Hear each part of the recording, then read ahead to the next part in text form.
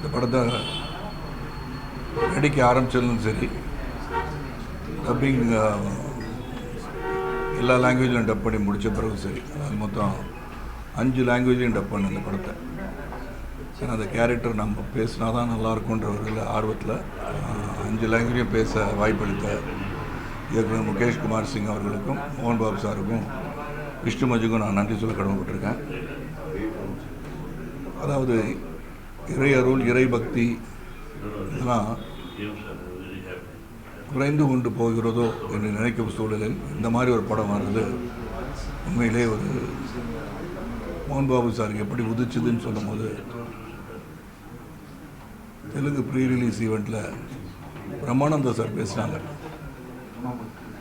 இறைவனே இறங்கி வந்து நீ இந்த படத்தை எடுக்க வேண்டும் என்று சொன்னார் என்று சொன்னார். உண்மையிலே எவ்வளோ படம் எடுக்கலாம். மோகன் பாபு சார் வந்து நிறையா படம் பண்ணியிருக்காங்க, என்ன படம் வேணால் எடுக்கலாம். இது ஒரு படத்தை மக்கள் வந்து ஆடியன்ஸ் வந்து சிவபக்தர்கள் மட்டுமல்ல, சிவர் மேலே பக்தி கொண்ட ஒரு கண்ணப்பா கதையை, கண்ணப்ப நாயனாரின் கதையை சொல்வது என்பது வந்து போய் சேருமான்னு கூட யோசிக்கல. அவர் முடிவு பண்ணிட்டார்.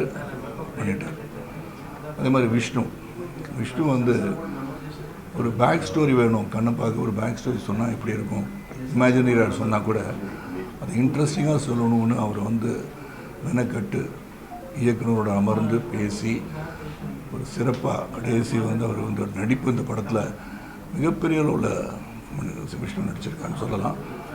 அதில் எல்லாருமே இந்த படத்தில் பார்த்தீங்கன்னா எல்லாரோட பங்கீடு இருந்தாலும் இதை வந்து ரிஸ்க் எடுத்து நியூசிலாண்டில் வந்து 120 நாட்கள் மேலே போய் படப்பிடிப்பு நடத்துவது வந்து சாதாரண விஷயம் கிடையாது. இதை பார்க்கும்போது நான் வந்து டப்பிங்கில் பார்த்துருக்கேன், ஹைதராபாத்தில் தியேட்டரில் போய் படம் பார்த்தேன், இன்றைக்கி ரிவ்யூ தியேட்டரில் படம் பார்க்குறேன். நான் வந்து ஒரு 5-6 முறை பார்த்தாலும் இன்று பார்க்கும்போதும் அந்த உணர்வு, அந்த டிவோஷன் கடைசியில் வந்து சிவபக்தராக மாறிய பிறகு இறைவனை பார்த்து கல்லென்று அழைத்தவர் இன்றைக்கும் உங்களை விட்டு நான் பிரிய மாட்டேன்னு சொல்கின்ற பக்தராக மாறும்போது அந்த குழந்தைத்தனம் விஷ்ணுவிட்ட ரொம்ப சிறப்பாக இருந்துச்சு.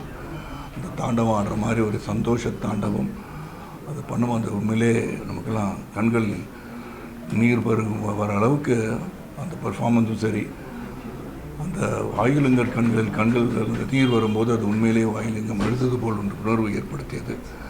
இது எதுக்காக சொன்னால், வருங்கால சந்ததியர் நம் இதிகாசங்கள் மட்டுமல்ல, உண்மையான கதைகள், அதன் மூலமாக இறையருள் வந்தது, இதையெல்லாம் வந்து மறந்துடக்கூடாது, சரித்திரத்தை மறக்கக்கூடாது. நம்ம எல்லாமே இறைவன் ஒருவன் இருக்கிறான் என்ற தத்துவத்தில் தான் நாங்கள் இருக்கோம். அது அல்லாவாக இருக்கட்டும், இயேசு கிறிஸ்துவாக இருக்கட்டும், முருகனாக இருக்கட்டும், சிவனாக இருக்கட்டும், இறைவன் ஒரு இருக்கிறான் என்ற நம்பிக்கையை ஊட்டுகின்ற படமாக, அது முக்கியமாக சிவபக்தியை பற்றி சிறப்பாக எடுத்து சொல்லணும்னு சொல்லி இங்கே வாசு சார் பேசும்போது ஏபி நாகராஜனுக்கு அப்புறம் ஒரு இறை படம், அதாவது கடவுள் சார்ந்த படங்கள் வரல அப்படின்னு சொன்னார். உண்மை அதெல்லாம் வந்து வருங்கால சந்ததியர், வருங்கால இளைய தலைமுறை இதெல்லாம் தெரிஞ்சுக்கணுன்றதுக்காக இந்த படம் எடுத்திருக்காங்க. இதே போல் பல படங்கள் எடுத்து நம் கதைகளை, இதிகாசங்களை, நம் தேவர்களை, நம் கடவுள் எல்லாருமே சித்தரித்து படங்கள் எடுத்தால் இன்றைய சமுதாயம் அல்ல, இன்றைய சமூகம் அல்ல, நாளைய தலைமுறையும் இறை பக்தியும் கூடினால்தான் நாம் எடுக்கின்ற முயற்சியில் வெற்றி பெற முடியும் என்ற எண்ணத்தை உருவாக்குகின்ற படமாக கண்ணப்பா உருவாகியிருக்கின்றது.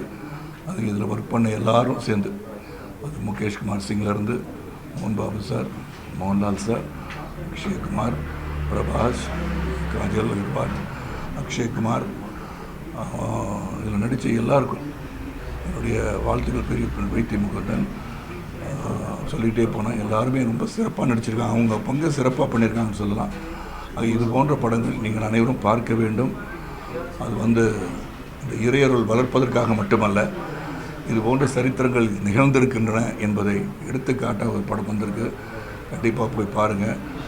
அதை பார்க்குறது வந்து உங்கள் கையில் இருந்தாலும் இதை சென்று பாருங்கள் சொல்லும்போது உண்மையிலேயே பரவசமோடு உண்மையாக உள்ளத்தின் அடித்தளத்திலிருந்து இது போன்ற முயற்சிகளை நாம் வரவேற்க வேண்டும், ஆதரிக்க வேண்டும் கேட்டுக்கொண்டு விடைபெறுகின்றேன். நன்றி, வணக்கம். பிளே ஸ்டோர் மற்றும் ஆப் ஸ்டோரில் இருந்து பாலிமர் செயலியை QR கோடு மூலம் பதிவிறக்கம் செய்யுங்கள். செய்திகளை உடனுக்குடன் பெறுங்கள்.